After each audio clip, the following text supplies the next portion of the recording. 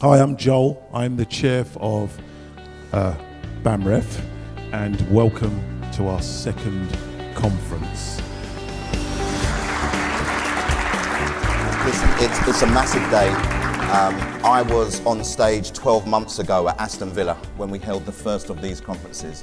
And I remember saying to Aji, Joel and the rest of the committee how blown away I was by the representation that was in the room. And I'm going to say it equally again today. I think it's absolutely amazing the amount of people that are in the room, absolutely the representation that's here, the quality of the speakers. I think to pull it off, to bring the level of speakers to come to Wembley, the home of football, and the quality of the speakers that we're going to have today. And you know, let's kick this off. Where better to start than hearing from Mark Billingham, the FA's Chief Executive Officer. Let's welcome Mark. As the nation's #1 sport, football's got an incredible power to pull people together, to eradicate social barriers and to be a force for good across communities.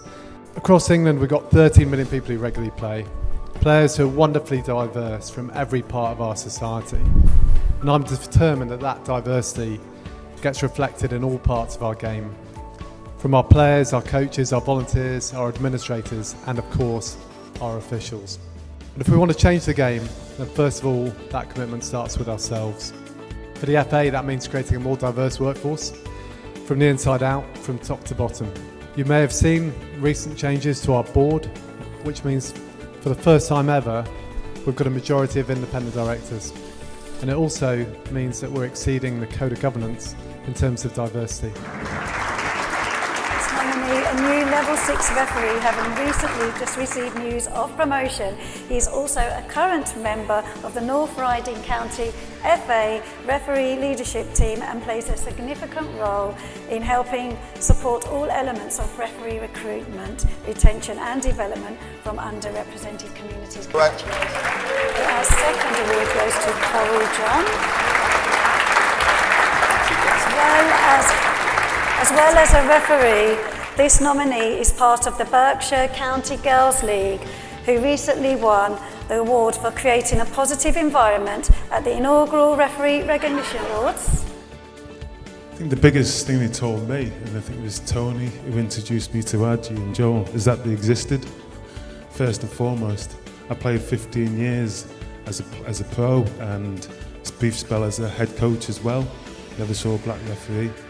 And it was actually an eye-opener for me to see that there was a network of talented black officials waiting for the opportunity, waiting to crack through that. That's quite key, isn't it? I mean, you're more likely to see a black referee on Ted Lasso or FIFA than you are in real life. And we laugh about that, but you know, my kids, if they see a black referee on their FIFA game, they're like, wow.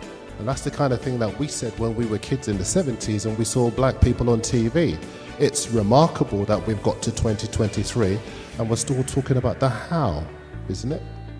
From our perspective, and when I say our, I mean PGMOL, so Howard and myself, who've been charged with leading the organisation, we want to make sure that that representation is seen through the governance structures. It doesn't just mean at board level, it means some of these other forums where there is an opportunity to influence.